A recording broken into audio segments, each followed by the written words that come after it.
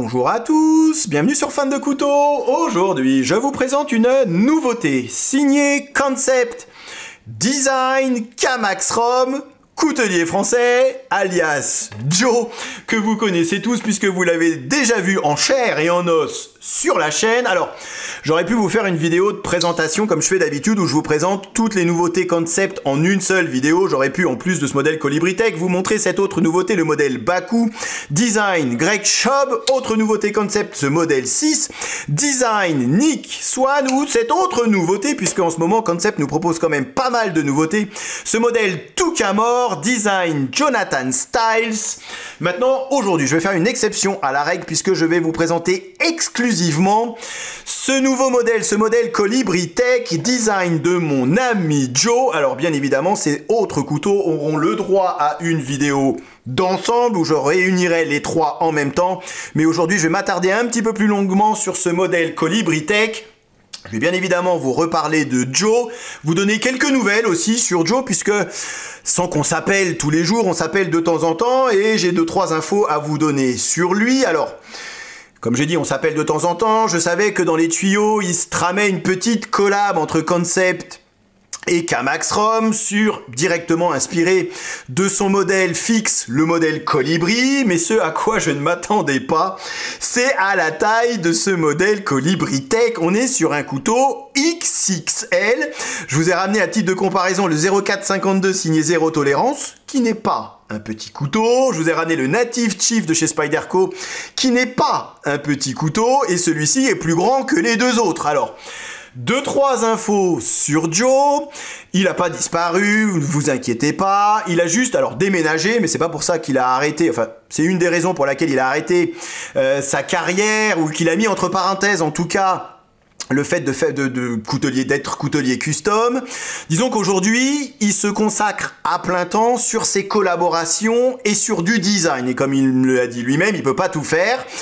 Faire des couteaux, ça prend beaucoup de temps. Faire du design, tout ça par ordinateur, recevoir les prototypes, discuter avec les marques, ça prend également beaucoup de temps. Donc, il est en ce moment, il se consacre exclusivement à du design, à de la collab. Et mon petit doigt me dit qu'il y aura, et il y a dans les tuyaux, d'autres collaborations avec d'autres marque que Concept. J'ai pas le droit d'en dire beaucoup plus, mais sachez que même s'il a un petit peu disparu des réseaux sociaux, c'est pas pour autant qu'il arrête sa carrière de coutelier, même si aujourd'hui, en tout cas, il se consacre à plein temps dans du design et dans de la collaboration.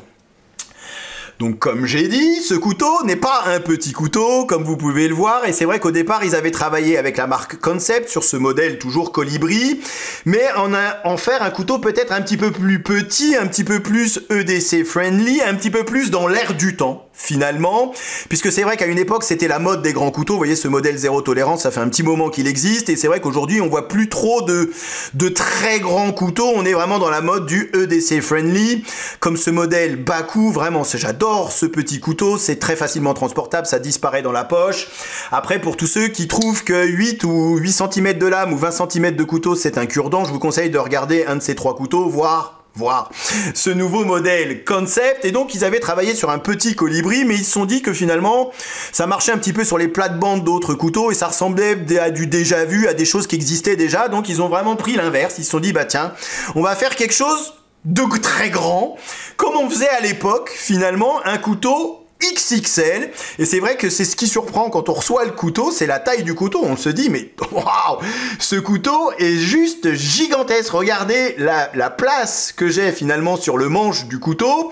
Sans mettre deux mains sur le manche, on pourrait mettre une main et demie sur ce manche.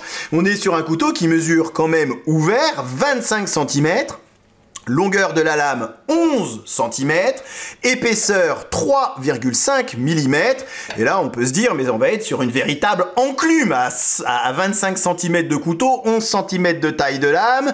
La lame est pas particulièrement fine non plus, hein. On a pas mal d'acier, S35VN, on se dit bon le truc il est parfaitement intransportable. Eh ben pas tant que ça, puisque ce qu'il sauve finalement, c'est la finesse générale du couteau, et ça c'est une volonté de Joe, hein, c'est que le couteau ça soit pas une enclume, et on est sur un poids finalement par rapport à la taille du couteau assez raisonnable de 136 grammes.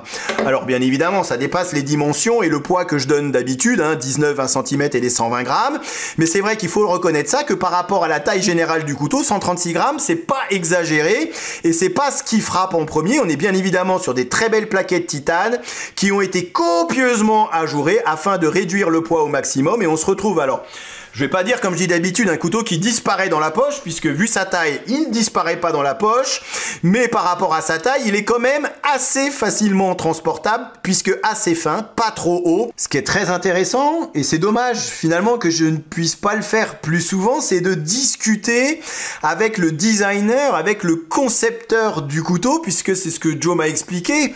Sur ce couteau il y avait la volonté de départ de Joe et en même temps avec Concept, hein, puisqu'ils ont travaillé ensemble et en parallèle, c'était de sortir un couteau sous la barre des 200 € prix public. Du coup, tout est affaire de compromis. Le choix de l'acier, ici, c'est du S35VN, mais il aurait très bien pu partir sur du CPM 20CV, puisque Concept nous propose des couteaux en CPM 20CV. Simplement, c'est que ça aurait fait grimper le prix du couteau et le prix final. Pareil au niveau du manche, il aurait très bien pu travailler sur un manche titane avec des inserts en fat carbone, comme ici sur ce modèle Tucamore. Mais pareil, ça aurait fait grimper le prix du couteau à la fin, et on n'aurait plus été sur un couteau à 200 €, mais sur un couteau à 250, voire plus. Donc finalement, tout est affaire de compromis, le choix de l'acier, le choix du manche, les finitions de manche. Je trouve que voilà, c'était très intéressant en tout cas de pouvoir discuter avec lui. Après, on est sur du S35VN. Vous connaissez tous cet acier, c'est pas un mauvais acier, même si il est vrai que sur le papier, c'est certainement un cran en dessous du CPM 20CV. Après, c'est également beaucoup moins galère à aiguiser que du CPM 20CV, donc ça ne me dérange absolument pas. Mais je le dis quand même assez souvent dans mes vidéos, vous voyez, quand je vous parle d'acier de l'espace, de manche en titane, de finition exemplaire, il faut savoir que chaque tâche supplémentaire rajoutée à la fabrication du couteau rajoute bien évidemment du prix final pour le client. Et ça se paye, forcément, chaque étape dans la fabrication du couteau se paye, chaque découpe supplémentaire se paye, et c'est pour ça qu'on se retrouve, même avec des couteaux fabriqués en Chine, à des couteaux à 200, 250, voire 300 € ou plus. Le choix des matériaux et tout le travail qu'il y a derrière, voire du travail qu'on ne voit absolument pas, ou qu'on ne voit que si on se penche un petit peu plus sur la question, comme ici ces plaquettes titane copieusement ajourées. On est sur une très belle finition Stonewash, on retrouve bien évidemment cette signature visuelle de forme de lame à la Kamax-Rom avec cette énorme courbe sur le dos de la lame. Ce qui au départ m'a un petit peu interpellé, je dois vous l'avouer, c'est cette épaisseur de lame de 3,5 mm. Je me suis dit c'est peut-être un petit peu trop épais à mon goût, en tout cas, puisque vous voyez que la hauteur n'est pas non plus, on n'est pas sur une lame très haute. Du coup on se retrouve avec un tranchant assez épais. On n'a pas ces tranchants très fins comme on peut retrouver ici sur ce modèle 6 et avec cette émouture un petit peu hybride également. Je vous représenterai ces modèles un petit peu plus tard. Mais à l'utilisation, finalement, grâce à cette forme de lame et à ce tranchant qui est tout en courbure, on se retrouve avec un trancheur et avec un couteau qui est parfaitement adapté à la préparation nourriture. Même si, il est vrai, il va écarter la matière de façon un petit peu plus prononcée qu'une lame plus fine, mais cette forme de lame, cette forme de tranchant et le fait qu'on soit sur une lame de 11 cm qui nous apporte un petit peu plus de portée également sur certains types d'aliments, ça en fait un couteau parfaitement adapté à la préparation nourriture. On garde quand même cette lame, cette forme de lame Wharncliffe, forme de lame un petit peu agressive avec ce léger faux tranchant au niveau de la pointe. Pointe assez délicate, mais pas trop. Ce couteau, je m'amuse vraiment à le mettre dans ma cuisine, puisque grâce à ces 11 cm, vous l'aurez compris, mais c'est vraiment génial de couper avec. On a vraiment un petit peu plus de capacité de coupe qu'avec une lame de 8 cm, mais c'est vrai que, voilà.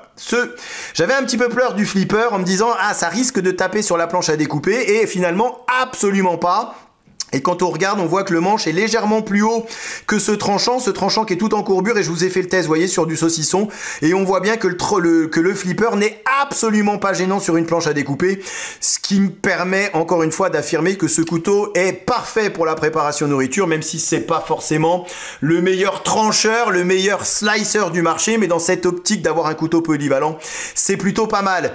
2 secondes sur ce manche en, alors moi j'appelle ça du fluted titanium, c'est pas moi qui l'appelle, c'est comme ça qu'on l'appelle, puisque ça nous fait forcément penser à un Spyderco Native 5, et c'est fait exprès, puisque Joe a toujours aimé le Spyderco Native 5 en fluted titanium, et on retrouve exactement ce même motif. Ça fait un peu rayon de soleil, ça apporte également un poil de grip supplémentaire, c'est très joliment fait, c'est pas excessivement texturé non plus, hein. C'est absolument pas douloureux, mais je trouve que esthétiquement parlant, en tout cas ça apporte un vrai plus à ce couteau, à ce modèle Colibri Tech, et lorsqu'on retourne le couteau, on retrouve exactement le même motif, cette même texture au niveau du manche. Petit détail qui a à mon sens toute son importance, vous voyez, dans l'usinage de ce frame lock, puisqu'on est bel et bien en présence d'un frame lock. On retrouve ici, vous voyez, le petit creux qui fait que le frame lock puisse se déformer, puisse bloquer la lame, qui est à l'intérieur et non à l'extérieur, comme on pouvait retrouver ici sur ce modèle zéro tolérance. Et je trouve que esthétiquement parlant, en tout cas, c'est vrai que ça rajoute un petit plus au couteau, à cette plaquette. C'est souvent sur les plaquettes côté framelock, c'est pas très joli. Ils disent oh ouais, on s'en fout, c'est l'autre côté de la plaquette. Et ben non, là c'est vraiment un petit détail, je trouve, qui a toute son importance. Pareil au niveau du clip poche. Alors clip par contre non réversible. Je dois vous préciser cette petite précision, puisque on en a parlé longuement avec Joe. Vous voyez ici, vous avez comme un petit promontoire sur lequel le clip poche est fixé. Ça permet d'avoir une stabilité au clip poche accrue, puisque s'ils avaient fixé le clip poche directement sur cette plaquette qui est légèrement contournée, on aurait été sur un clip poche un petit peu bancal. En plus, vous avez un petit pointeau à l'intérieur qui permet vraiment d'avoir une stabilité supplémentaire au niveau du clip. Donc ça permet véritablement, vous voyez, ce petit promontoire, d'avoir un clip qui est bien posé sur la plaquette et qui n'a aucun risque de bouger. Vous aurez également remarqué que la vis est bel et bien vissée de l'intérieur. On se retrouve avec des petits pins verts. Bon, il existe d'autres couleurs, rassurez-vous, de ce modèle Colibri Tech. Si vous n'aimez pas le vert, vous avez un modèle bronze, vous avez un modèle gris couleur titane. Et il y a également un modèle full black avec une lame noire et des plaquettes noires. Je termine l'examen de ce couteau par cet énorme lanyard hole. Ce trou pour y passer une dragonne ou pour y passer une lanière. Et vous allez me dire à quoi ça sert d'avoir un trou aussi gros. En fait, ça a été pensé par rapport et en rapport à la taille du manche. Alors je vais essayer d'être clair dans mes explications, vous voyez, pour les amoureux des lanières et qui souhaitent passer leur lanière autour du poignet. Si vous êtes proche de la lame, vous allez avoir la lanière qui va se situer à ce niveau du trou, et si vous vous reculez sur le manche, vous allez pouvoir faire glisser la lanière sur l'arrière du manche pour qu'elle ne soit pas gênante et qu'elle ne se retrouve pas ici, qu'elle se retrouve à l'arrière du manche et que ça ne soit pas gênant autour de votre poignet. Donc ça vous permet d'avoir un petit peu plus de mouvement sur ce manche qui s'avère quand même assez grand. 3 systèmes pour ouvrir son couteau. Bien évidemment, c'est encore une fois le choix de Joe, c'est histoire de finalement de satisfaire le plus grand nombre, mais c'est ce qu'il me dit. Il me dit quand tu mets des thumb studs et un flipper, les gens ils disent bah pourquoi t'as pas mis un front flipper, et quand tu mets un front flipper et des thumb studs, ils se disent ah mais pourquoi t'as pas mis un flipper. Donc du coup il a foutu les 3 sur son couteau et finalement les 3 fonctionnent très bien, même si j'avais, il est vrai, un petit peu peur de ce flipper assez proéminent mais qui est finalement absolument pas gênant. Les thumb studs fonctionnent également très bien, le front flipper fonctionne lui aussi très bien. Je vois honnêtement pas bien l'intérêt d'avoir ces 3 systèmes d'ouverture. Surtout que le flipper fonctionne à merveille et c'est finalement comme ça que j'ouvre le plus souvent mon couteau. Vous avez toujours la possibilité de l'ouvrir ici avec le front flipper ou encore une fois avec les thumb studs. Bon, ils sont là, on fait avec. C'était encore une fois la volonté du designer. Je terminerai par la qualité des couteaux concept. Est-ce que j'ai encore besoin de parler de la qualité des couteaux concept ? Je vous ai déjà présenté nombre de couteaux de cette marque Concept. Bien évidemment, la lame est parfaitement centrée. Bien évidemment, tout est parfaitement ajusté. Bien évidemment, les plaquettes ont bel et bien été contournées, légèrement arrondies. La prise en main est finalement très bonne. Peu importe où on se situe sur le manche, on retrouve un peu une prise en main lame fixe. Même si on n'est pas sur une lame fixe, il va falloir y aller mollo avec le bâtonnage ou avec les coupes à la volée. Alors, coupe à la volée légère Pourquoi pas? On est sur un stop pin interne, c'est peut-être un détail pour vous, mais pour certains, ça a une certaine importance. Ça également, c'est plutôt bien vu puisque vous avez deux zones de contact sur les plaquettes en titane, 0 jeu haut et bas, 0 jeu latéral. On est sur un frame lock qui s'engage finalement assez tôt. Très facile à désengager puisque vous voyez ici qui dépasse légèrement, le pouce vient tout naturellement à l'intérieur et la lame retombe toute seule. Et ben oui, puisqu'avec cette taille de lame et avec cette épaisseur et finalement avec le poids de la lame, il y a une certaine inertie et c'est finalement un couteau qui est très agréable à manipuler, à utiliser. Même pour jouer avec devant la télé, c'est finalement un couteau en tout point réussi, même si il est vrai qu'au départ, la taille peut surprendre. Allez, je vais m'arrêter là. Joe, bien joué. Hâte de voir tes prochaines collabs, soit avec Concept, soit avec d'autres marques. Mais en tout cas, ça promet. Merci à vous d'avoir regardé cette vidéo et je vous dis à très bientôt sur Fan de Couteau. Salut. Présentation, comparaison avec d'autres modèles et test de coupe en fin de vidéo comme d'habitude. Ok, allez, voyons voir ce que ça donne. Rasoir. Encore une fois, les goûts et les couleurs. C'est simple et efficace. Je suis faible, j'achète. Il n'y en aura pas pour tout le monde.